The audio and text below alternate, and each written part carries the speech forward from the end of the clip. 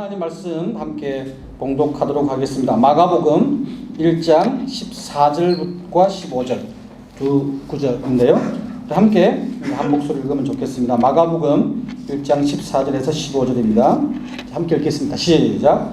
요한이 잡힌 후 예수께서 갈릴리에 오셔서 하나님의 복음을 전파하여 이르시되 때가 찼고 하나님의 나라가 가까이 왔으니 회개하고 복음을 믿으라 하시더라. 아멘. 이승민 목사님 나오셔서 하나님의 복음이라는 제목으로 말씀 좀 해주시겠습니다. 예, 바로 7월 달에 여기를 왔다 갔어요. 저는 세 번째 왔습니다. 2년 전에 한번 와서 여러분들 호텔에서 예배 드릴 때 그때 한번 말씀 전한 적이 있고요. 지난달에 왔었고 또 이달에 또 왔습니다. 사실 이번에는 못 올 건데 저희 팀이 또 계속 방문을 해가지고 그래서 또 지난주에는 학교 졸업식 또 방학식 또 발표회 계속 있었어요. 많이 바빴습니다.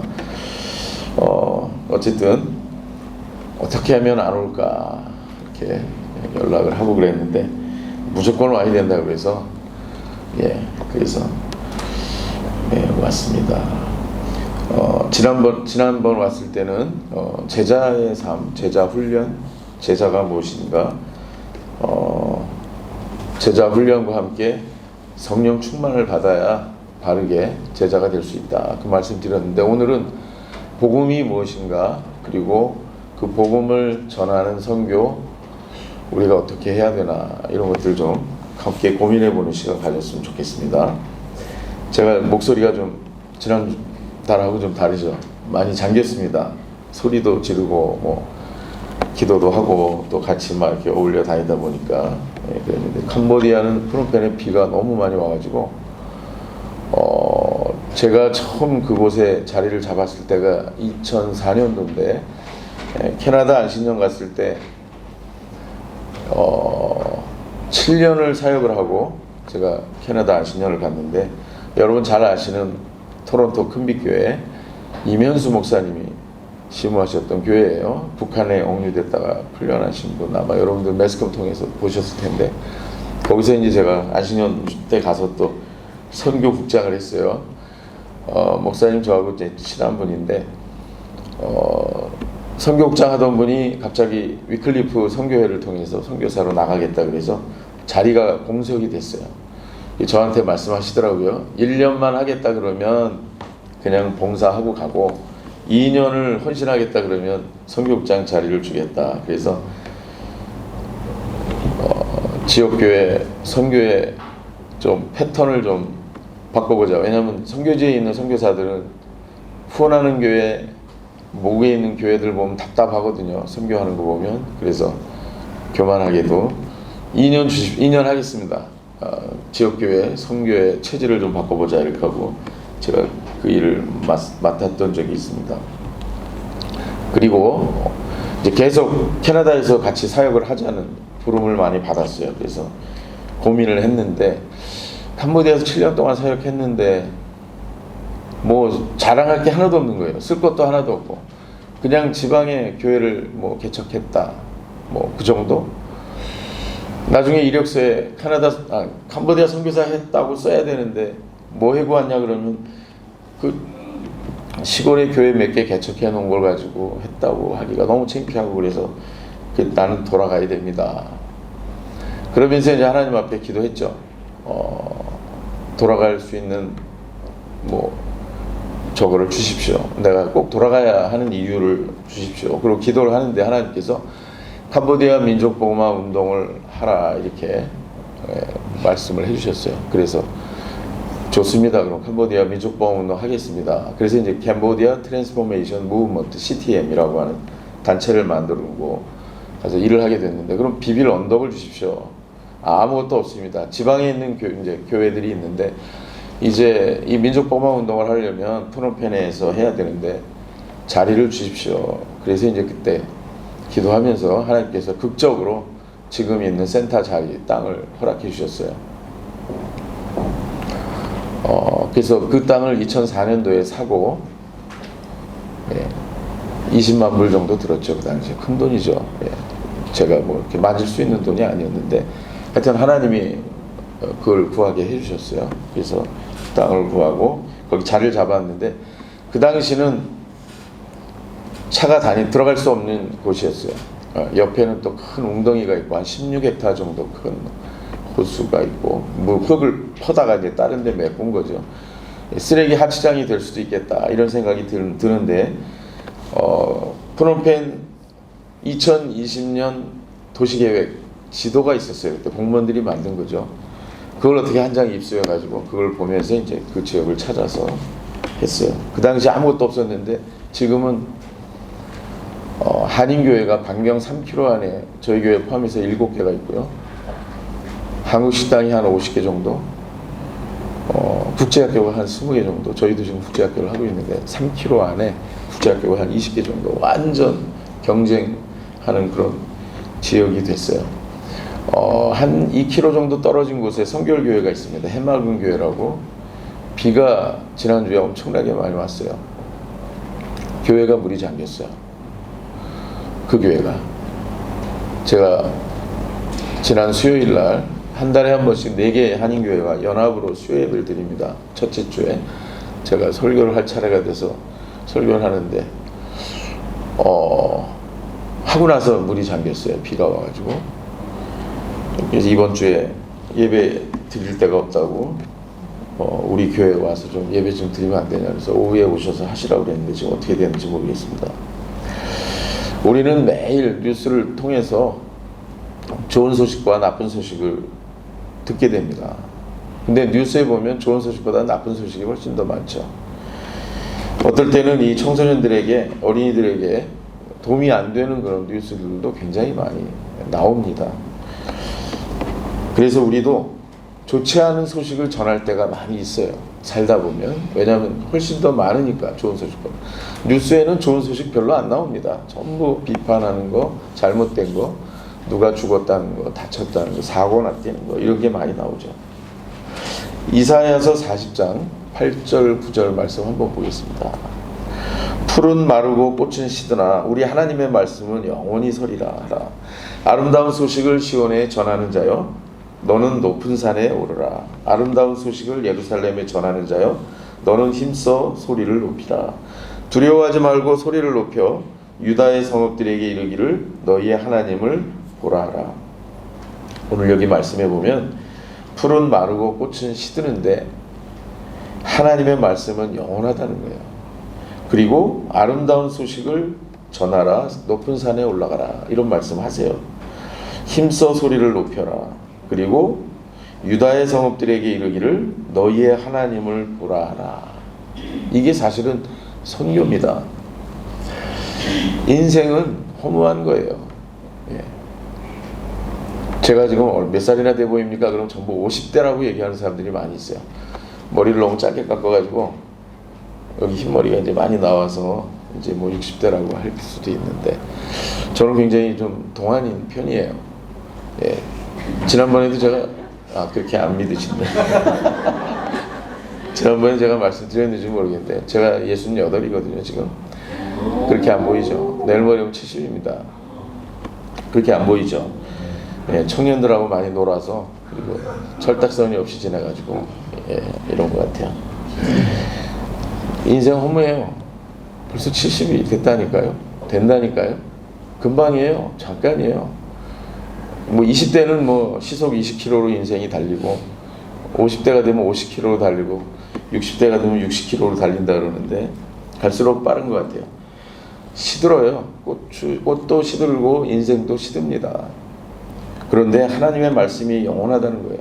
이게 아름다운 소식이라는 거예요. 이거 전하라는 거예요. 높은 산에 올라가라는 얘기는 가까이 있는 사람들한테 전하지 말고 멀리 있는 사람들도 듣고 보고 알 수 있도록 힘써 소리를 높이라는 거예요. 그리고 너희의 하나님을 보게 하라. 이게 선교입니다.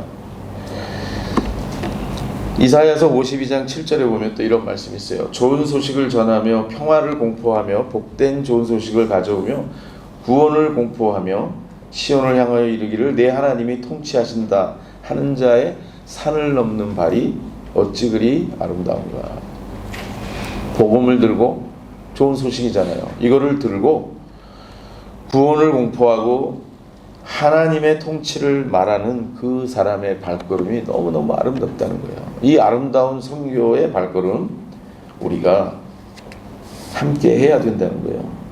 물론 아름다운 소식을 전하는 자들에게 항상 즐거움만 있는 것은 아니에요. 아름다운 소식을 전하지만 방해하는 사람이 있고 핍박을 하는 사람들이 있습니다.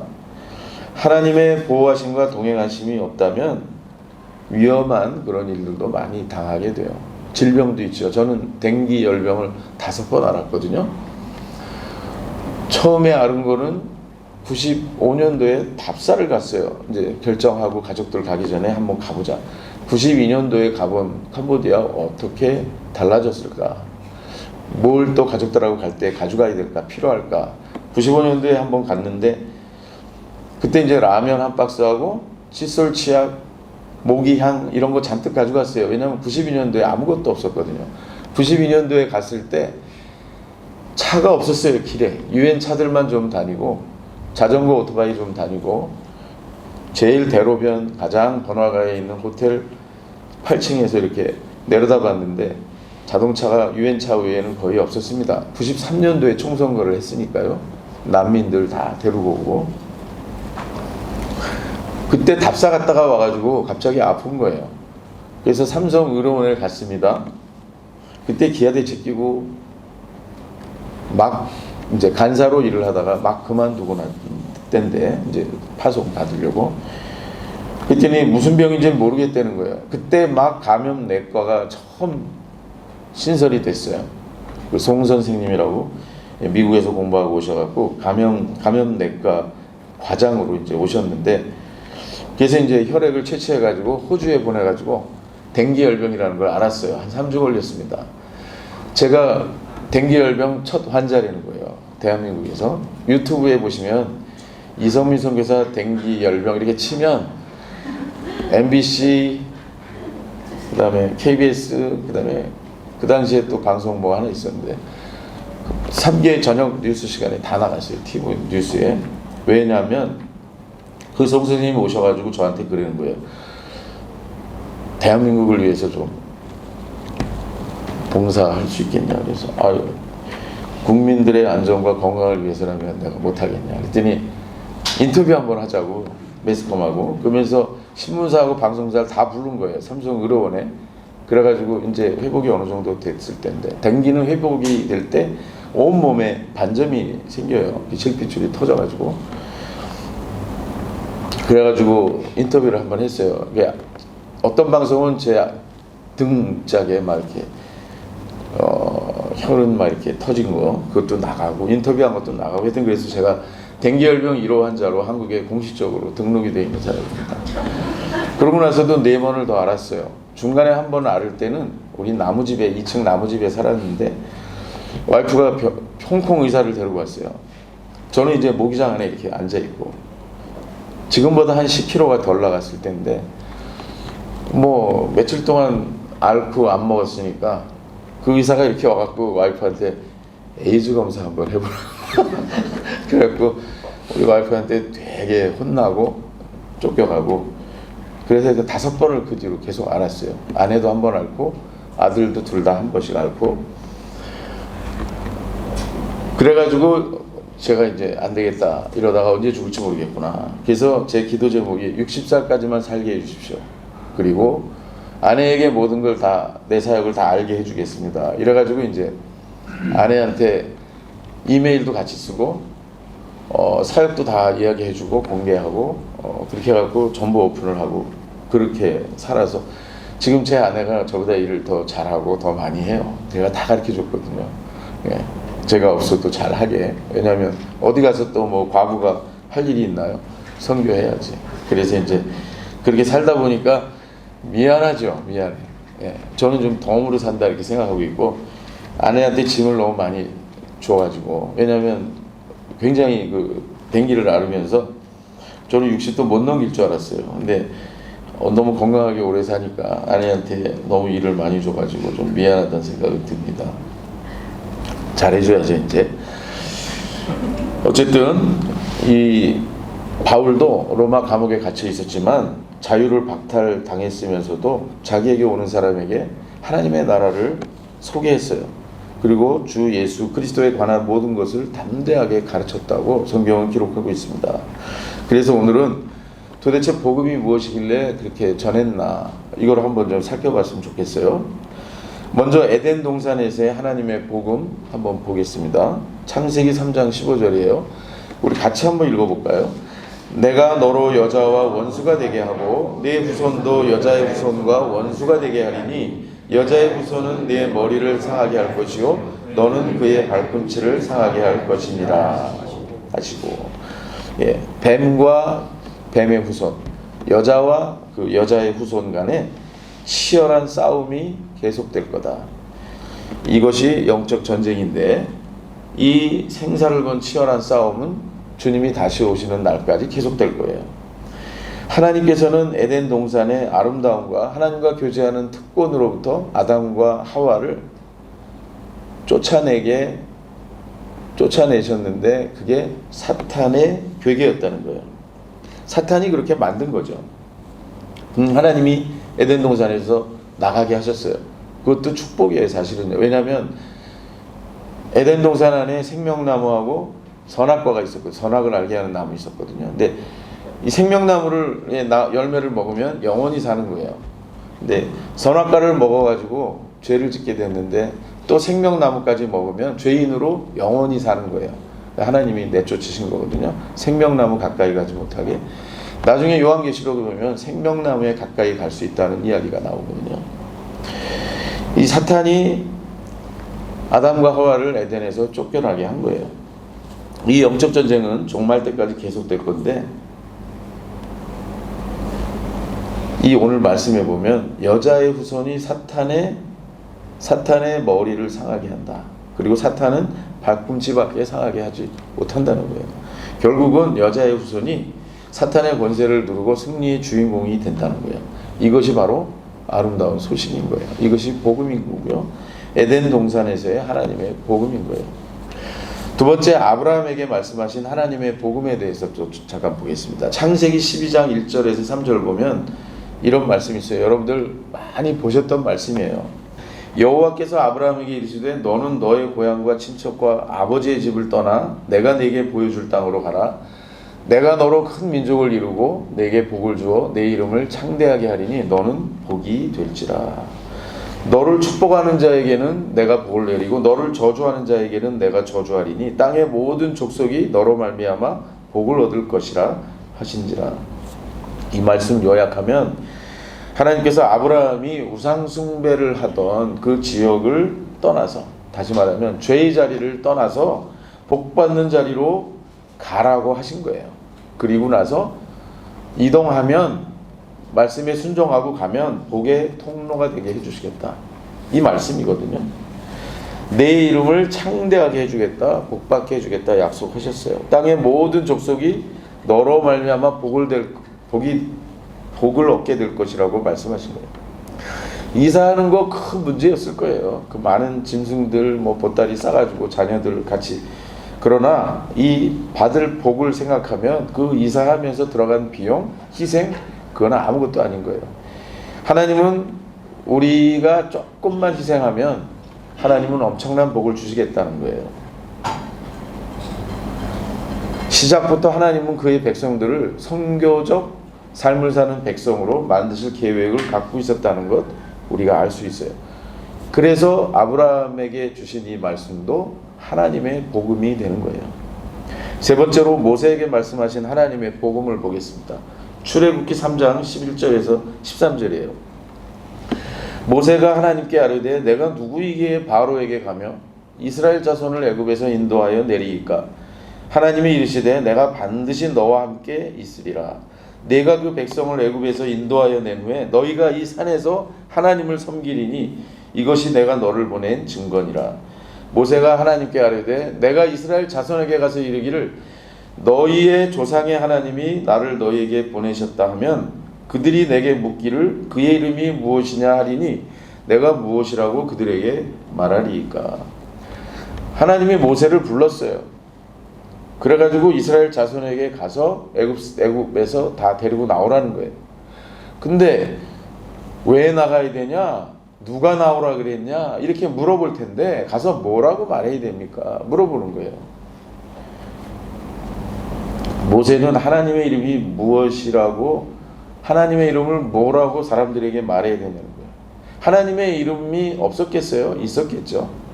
아마 아담과 하와는 하나님 이름 알았을 거예요. 지금 하나님의 이름조차 잊어버린 거예요. 모세도 모르고 자기도 모르고 애굽에 있는 이스라엘 백성들도 하나님의 이름을 몰랐다는 거예요. 430년 동안 이집트에서 종살이 하면서 그들이 섬겼던 우상들을 함께 섬기면서 하나님을 잊어버리고 있었고 하나님의 이름도 잊어버리고 있었던 거예요. 그래서 모세가 지금 묻는 거예요. 하나님의 누가 나오라고 했냐? 누가 너를 보냈냐? 그러면 가서 뭐라고, 누가 보냈다고 얘기합니까? 누가 나오라고 했다고 말해야 됩니까? 하나님의 이름을 몰랐던 거예요. 출애굽기 3장 14절에 보면 하나님이 이렇게 말씀하죠. 나는 스스로 있는 자니라. 또 이르시되 너는 이스라엘 자손에게 이같이 이르기를 스스로 있는 자가 나를 너희에게 보내셨다고 해라.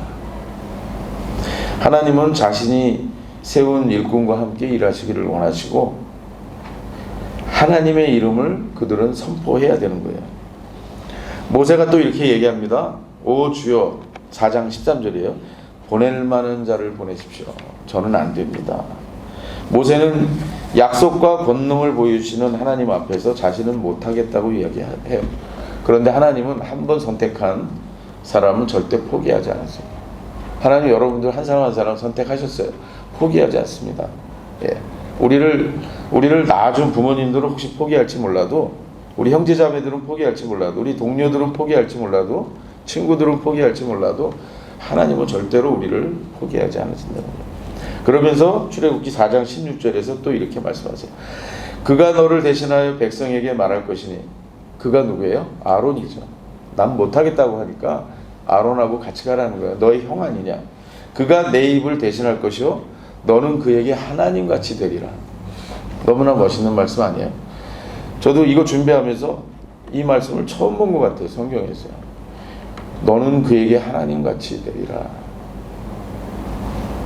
모세가 하나님같이 된다는 거예요. 형 아론과 협력해라. 그러면 너는 그에게 하나님같이 될 것이다. 얼마나 놀라운 하나님 말씀이에요. 잊혀진 하나님의 이름을 가르쳐주고 능력도 부어주시고 동역자도 붙여주시고 자기 백성을 죄의 종에서 자유케 하시고 그리고 너는 하나님처럼 될 거야. 이게 모세에게 말씀하신 하나님의 복음이에요. 엄청난 이야기 아닙니까? 네 번째로 예수님께서 말씀하신 하나님의 복음입니다. 우리 아까 읽었는데요. 마가복음 1장 14절. 요한이 잡힌 후 예수께서 갈릴리에 오셔서 하나님의 복음을 전파하여 예수님은 자신의 사역 시작부터 공생이 시작할 때부터 좋은 소식을 선포하셨어요. 그리고 15절에 보면 이르시되 때가 찼고 하나님의 나라가 가까이 왔으니 회개하고 복음을 믿으라. 회개하고 기쁜 소식을 받아들여라. 이게 하나님의 복음이에요. 예수님이 전하셨던 복음의 핵심입니다. 3년 반 동안 지상에서 사역하시면서 하나님의 사랑과 은혜를 전하셨고 자비와 용서를 보여주셨고 왜 너희가 살아야 하는지 목적을 가르쳐 주셨고 그 목적대로 살 수 있도록 능력을 부어주셨어요. 그리고 본인이 승천하시고 난 뒤에는 성령을 보내셔서 성령의 권능으로 사역을 하도록 제자가 되도록 해주셨어요. 그리고 마지막에 부활하시고 난 뒤에 마가복음 16장 15절에서 이렇게 말씀하셨어요. 너희는 온 천하에 다니며 만민에게 복음을 전파해라. 교회에 명한 그 말씀이에요. 그래서 회개하고 예수 그리스도를 믿고 구원을 받아라. 얼마 전에 어디 이게 유튜브를 봤던가 그런데 방송에 나온 이야기인데 그 유재석 씨가 사회를 보면서 그 이렇게 인터뷰하는 프로그램 있잖아요. 초등학교 몇 학년인지 모르겠는데 여자애가 둘이 나와갖고 얘기하는데 유재석 씨가 이렇게 물어봤어요. 그 여자애한테, 어린이한테. 친구들이 이렇게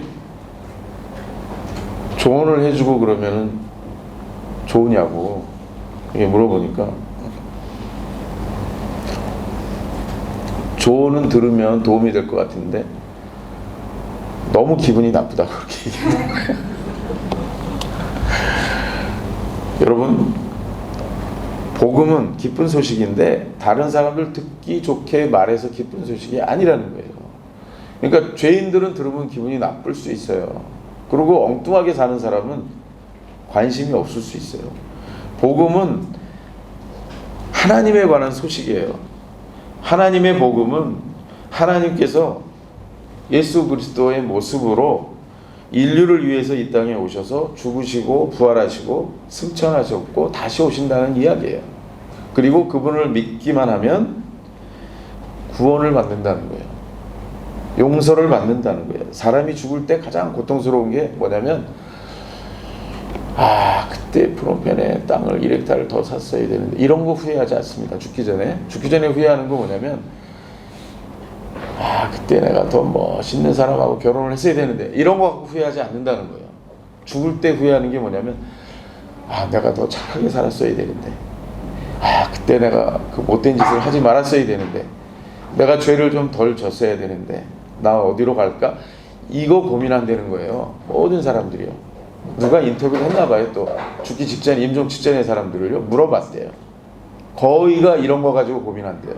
그때 땅을 좀 더 넓게 샀어야 되는데 아파트를 한 채 더 샀어야 되는데 내가 좀 더 아름다운 여인과 결혼을 했어요. 이런 거 후회하지 않는데, 고민하지 않는데 내가 죄를 너무 많이 졌구나.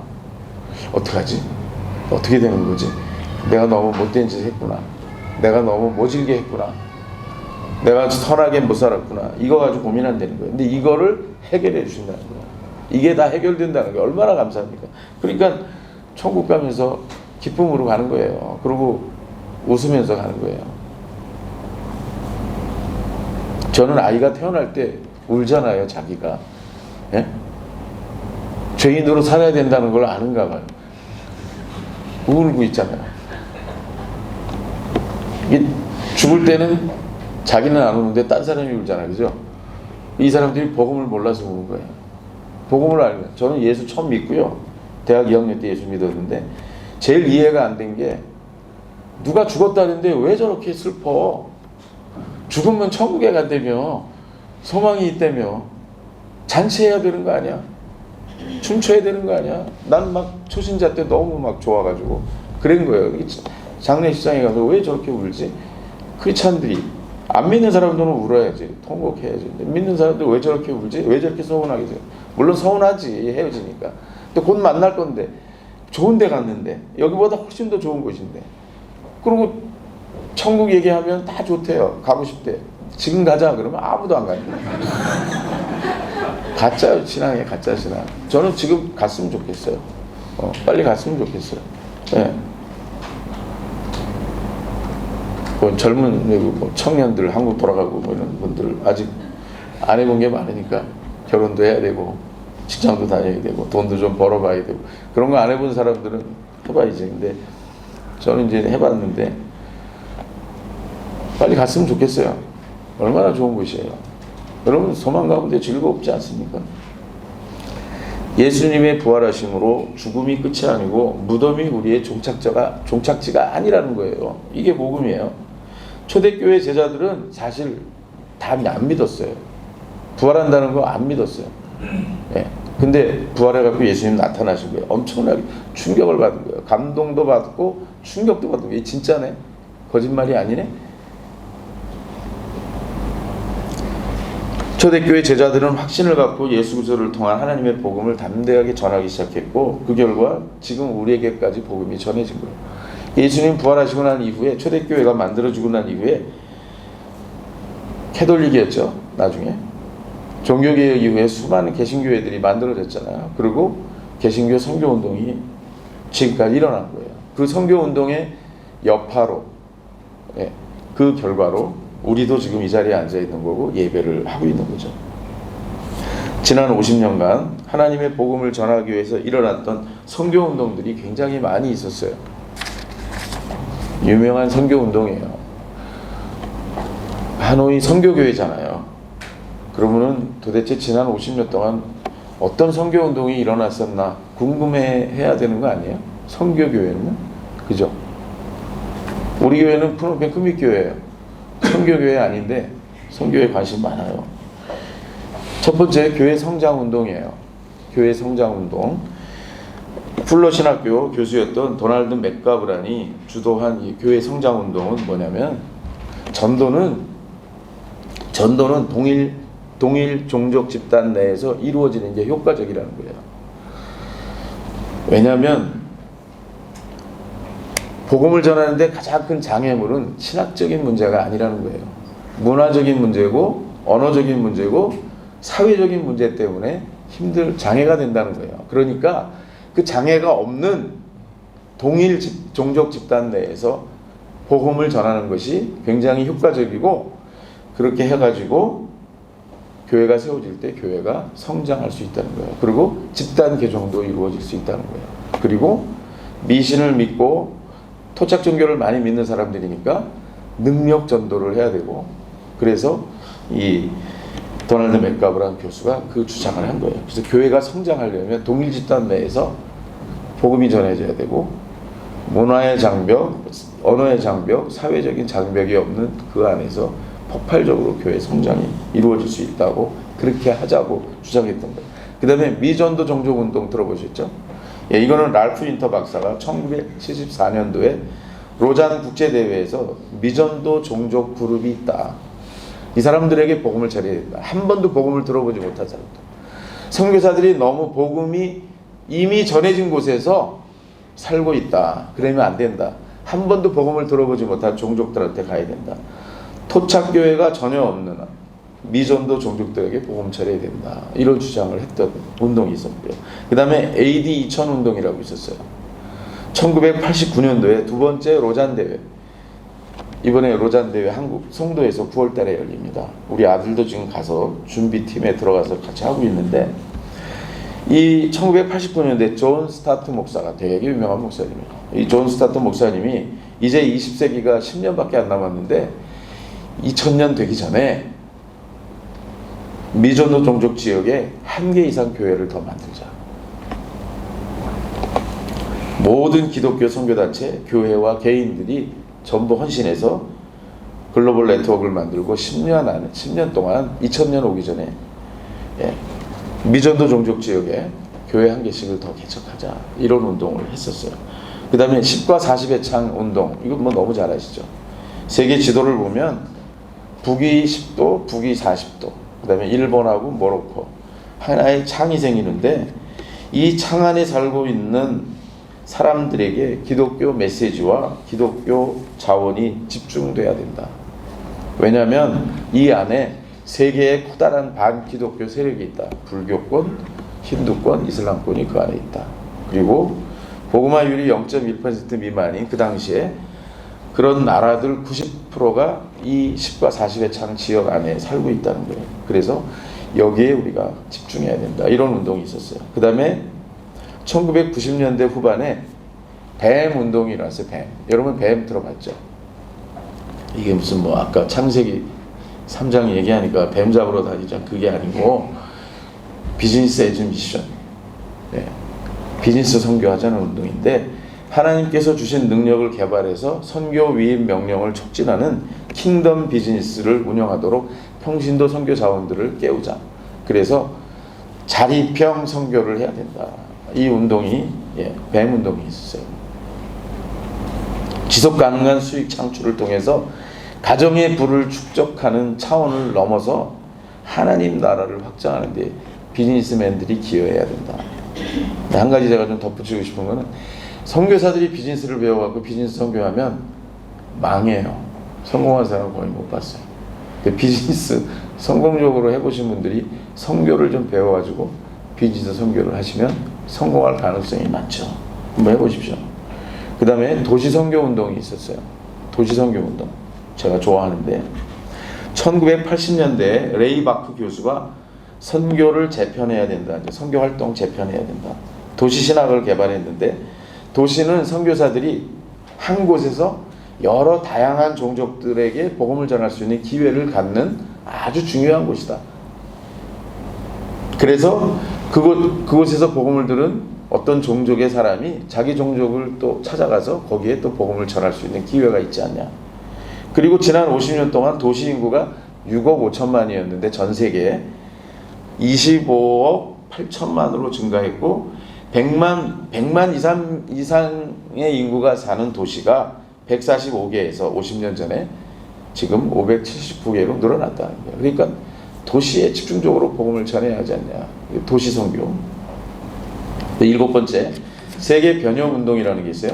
Transform World Movement 해갖고 TWM이라고 하는데, 하나님의 종들이 지역과 문화 영역에 영향을 미치는 그런 핵심 리더가 돼서 선교를 그냥 복음만 전해서는 안 되고 삶이 그냥 총체적으로 변화되게. 그래서 트랜스폼이에요.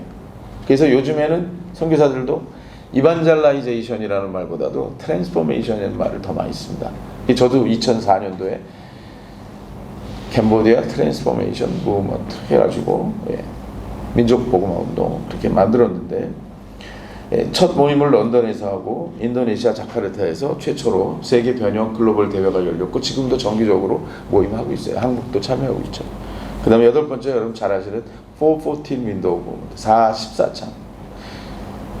아까 1014 윈도우는 지역의 개념이고 414 윈도우는 세대의 개념이에요. 세대의 개념. 사실 이거 아까 말씀드렸던 토론토 큰빛교회 이면수 목사님 북한을 많이 다녀왔거든요. 그때 이제 뉴욕에 있는 순복음교회 김남수 목사님이 이면수 목사님을 쫓아서 북한에 한번 갔다가 쇼크를 받은 거예요. 북한에 그 타가소가 많이 있지 않습니까? 부모로부터 애들을 격리해가지고 훈련을 시켰는데 너무 애들이 말을 잘 듣는 거예요. 거기서 타가소에서 훈련받은 애들이 지금도 몇만 명이 살아있잖아요. 걔네들이 지금 김정은 일 돕고 있는 거거든요. 세뇌가 돼갖고 고칠 수가 없는 거예요. 김남수 목사님 아들이 좀 말썽을 펴갖고 나쁜 친구들하고 어울리면서 조금 말썽을 피우고 그랬는데 북한에 가보니까 얘네들이 일사천리로 말을 잘 듣는 거예요. 좀 충격을 받은 거예요. 진리를 아닌 걸 가지고, 비진리를 가지고, 거짓 진리를 가지고 어떻게 이렇게 훈련을 잘 시킬 수가 있지? 쇼크를 받고 와가지고 루이스 부시한테 그 얘기를 한 거예요. 그 선교 전략가니까 루이스 부시. 루이스 부시가 소책자를 딱 만들었어요. 영어로. 그게 414 윈도우고 4살에서 14살 사이 아이들과 청소년들에게 복음을 전해야 된다. 14살이 넘으면 복음에 반응하기가 힘들다. 어른들 예수 잘 안 믿잖아요. 베트남도 그럴걸요. 캄보디아도 그래요. 나이 먹고 여러 종교가 들어가고 여러 신념이 들어가면 예수 믿기가 힘들어요. 선교의 대상을 4살에서 14살 어린 세대에 집중해야 된다는 운동이에요. 김남수 목사님 요새도 은퇴하셨죠. 은퇴하시고 지금 이 운동 계속 하고 다니세요. 9번째로 제자화 운동입니다. 이건 뭐 지난달에 제가 많이 말씀드렸으니까 제자를 삼는 일은 아무리 강조해도 지나치지가 않죠. 선교사는 여러 타겟 그룹이 다를 수 있지만 여러 형태의 선교 사역을 할 수 있지만 비즈니스 선교를 하든 교육 선교를 하든 문화 선교를 하든 스포츠 선교를 하든 제자를 삼는 일은 반드시 해야 돼요. 이거 안 하면 아무 소용 없는 거예요. 그 다음에 마지막 교회 개척 운동. 종족 집단이나 인구층을 어우르는 토착교회를 급속하게 번식시키고자 하는 운동. 목표는 모든 세대가 새로운 교회를 개척하자. 그리고 교회가 교회를 개척해야 된다. 선교사가 교회를 개척하는 게 아니고 교회가 교회를 개척해야 된다. 이런 운동이 지난 50년 동안 전 세계에서 있었던 거예요. 여러분 혹시 이 운동 중에 동참하셨던 거 있으세요? 있으신 분 한번 손 들어보세요. 제가 지금 말씀드린 10개 운동 중에 나도 이 운동에 적극적으로 참여했다. 회의에 가본 적이 있고 헌금한 적이 있고 나도 그 일원으로 414 윈도우 무브먼트, 1014 윈도우 하고 있다. 그런 분 한번 손 들어보세요. 한 명도 안 계신 것 같아요.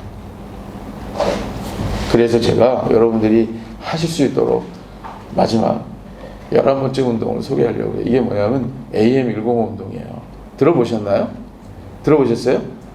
네, AM105 운동은 우리 이 동남아 지역에 몽골, 중국, 베트남, 라오스, 캄보디아, 그리고 태국, 인도네시아 인도 여기에서 사역하는 선교사들이 의기투합해서 만든 운동인데, 앞에 나왔던 운동은 414 윈도우 운동은 아이디어를 김남수 목사님이 주셨는데 나머지 다 외국인들이 만든 운동이에요.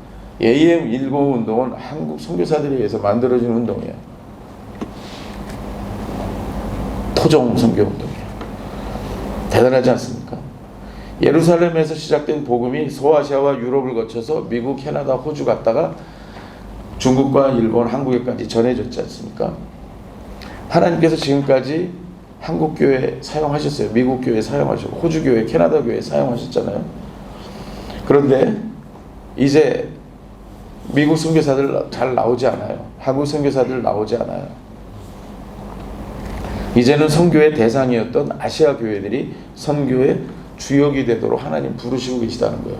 저희가 여기에 찬양한 거예요.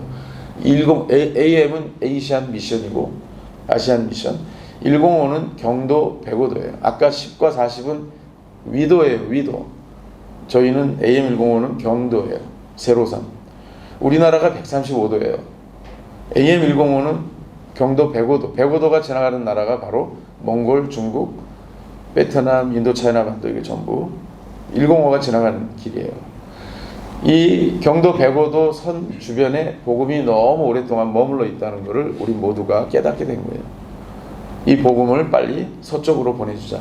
그래서 힌두권과 이슬람권이 복음을 듣게 하자. 이 운동을 하고 있는 거예요. 그래서 불교권뿐이 아니라 힌두권과 이슬람권, 전 아시아와 열방에, 그리고 땅끝까지 복음을 전하는 하나님의 나라를 회복하는 것을 목표로 하는 선교 프로젝트입니다. 머지않은 장래에 힌두권과 이슬람권에 하나님의 영광이 나타날 거고 그들이 하나님 찬양하게 될 거라는 거죠. 그래서 AM 105 운동을 통해서 아시안 선교사들이 영적 분사로 훈련을 받고 아시아를 주님께 올려드리는 예배자가 되고 온 열방에서 하나님을 송축하게 될 거라는 거죠.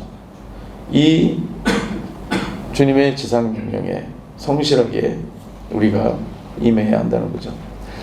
AM 105의 특징은 뭐냐면, 아까 얘기했던 10가지 운동들은 대부분 어떤 운동이냐면 사역의 대상을 알려주는 거예요. 선교의 대상을 말해주는 거예요. 그죠? 414 윈도우, 14살에서 16살 사이 아이들에게 복음 전하죠. 414 윈도우는 뭐예요? 그 10과 40의 창 안에 선교 좀 집중하자. 대부분 지역을 얘기해주는 운동이고, 어디 가서 선교를 해라, 누구를 대상으로 선교를 해라, 주로 그런 운동이에요. 그런 반면에 AM 105 운동은 우리가 선교해야 될 지역도 알려주고, 어디? 경도 105도 서쪽으로, 인도 힌두권과 이슬람권으로. 그 다음에 선교를 누가 해야 되느냐? 아시안 선교사들이 하자. 그리고 지금 제가 이집트도 갔다 오고 이제 다니고 있는데 아프리칸 미션 015를 지금 만들려고 합니다. 아프리카 대륙은 15도가 지나가요.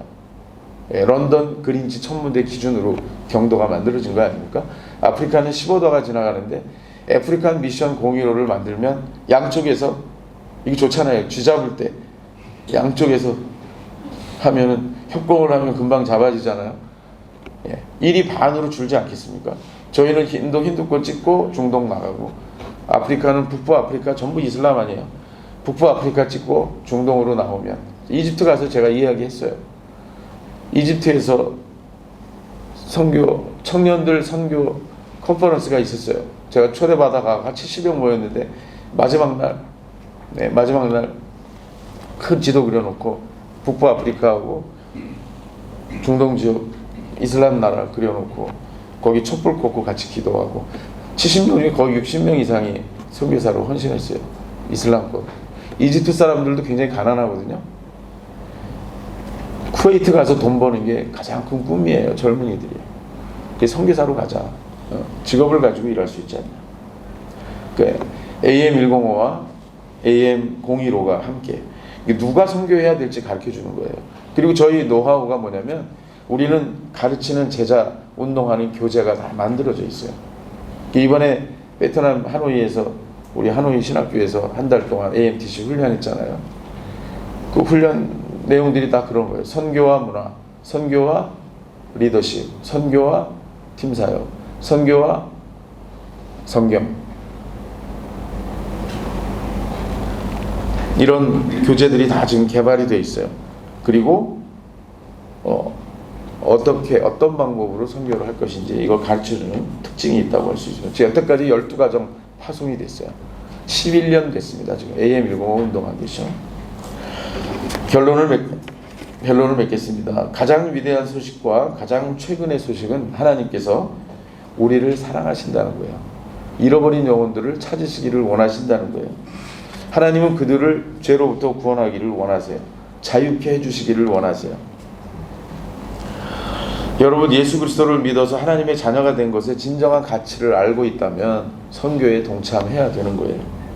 예수님은 이 세상에 있는 모든 우리가 가지고 있는 권위와 명예와 재물을 다 합쳐도 예수님 그분 자체가, 그분의 복음이, 그분의 십자가가 더 가치 있고 능력 있는 그런 십자가라는 거예요. 이 사실을 우리가 깨닫는다면 우리 인생의 비포와 애프터가 달라져야 한다는 거예요. 눈물 없이는 부를 수 없는 찬송이 있는데요. 305장이에요. 어메이징 그레이스죠. 나 같은 죄인 살리신 그 찬양 여러분 많이 부르지 않습니까? 이거 만든 사람이, 작사한 사람이 누구냐면 존 뉴턴이라고 하는 사람이에요. 예수님 만나기 전에 이분의 직업이 뭐였냐면 아프리카 원주민들을 잡아서 백인들에게 노예로 팔던 사람이었어요. 아프리카인들의 가정을 파괴하고 인권을 유리하고 심지어는 살인도 불사했던 사람이에요. 이 사람이 어느 날 예수님을 만난 거예요. 새 사람이 되었어요. 회개했어요. 노예선의 선장이었던 이 존 뉴턴이 노예제도를 폐지하자고 목청을 높였던 거예요. 이런 변화가 있었기에 그의 회개 고백과 찬양과 감사가 이 나 같은 죄인 살리신 이게 아프리카 노예들을 그렇게 고통스럽게 하고 죽이고 무가치한 물건처럼 그렇게 대했던 이 사람이 은혜를 받고 복음을 듣고 변화가 돼서 노예제도를 폐지하자고 외치고 그리고 그들을 사랑하게 된, 그리고 이 가사를 쓰고 저는 죄인입니다, 나 같은 죄인을 살리신 이 찬송 가사를 만드신 거예요. 여러분, 이제부터는 좋지 않은 소식 전하지 말고 좋은 소식 전하는 선교사들이 되시기를 바랍니다. 그리고 하나님의 아름다운 덕을 자랑하시고 선포하시는 분들 되기를 원합니다. 이를 위해서는 기도해야 돼요. 영성을 회복해야 돼요. 그리고 말씀이 있어야 돼요. 그리고 섬기는 마음이 있어야 돼요. 그리고 성령 충만을 받아야 돼요. 이름만 선교교회 하지 마시고 실제로 모든 교인들이 선교에 헌신하는 하노이 선교교회가 되기를 간절히 소망합니다. AM105 선교운동을 위해서도 기도해 주시기 바랍니다. 우리 이보영 목사님이 AM105 사무총장이세요. 알고 계세요? 잘 모르시는 것 같아요. 사무총장님. 제가 부족하지만 제가 여러 가지 이유 때문에 제가 대표를 하고 있어요. 왜냐하면 베트남에 노출되면 안 된다 그래가지고 제가 하고 있는데 여러분 많이 기도해 주시고요. 잘 사명 감당할 수 있도록, 그리고 물심양면으로 후원해 주시기 바랍니다. 하나님의 복음 많이 받아서 전하시고 또 나누시는 그런 삶을 살아가시기를 주님의 이름으로 축원합니다. 우리 이 시간에 좀 늦었지만 다 함께 한 목소리로 한번 기도하죠. 기도하겠습니다. 기도 제목 드릴게요. 인류 구원의 메시지인 복음을 모두에게 전하는 자 되게 해주십시오. 그렇게 기도합시다. AM105 운동이 활성화되게 해주시고 또 아프리카 미션 공유로도 만들어질 수 있도록, 그래서 힌두권과 이슬람권에 살아가는 사람들이 복음을 들을 수 있는 기회를 얻을 수 있도록 기도합시다. 하노이 선교교회, 우리 교회가 베트남 복음화와 세계 선교에 헌신하고 앞장서는 교회 되게 해주십시오. 그렇게 다 같이 한번 1, 2분간 기도하겠습니다. 기도합시다.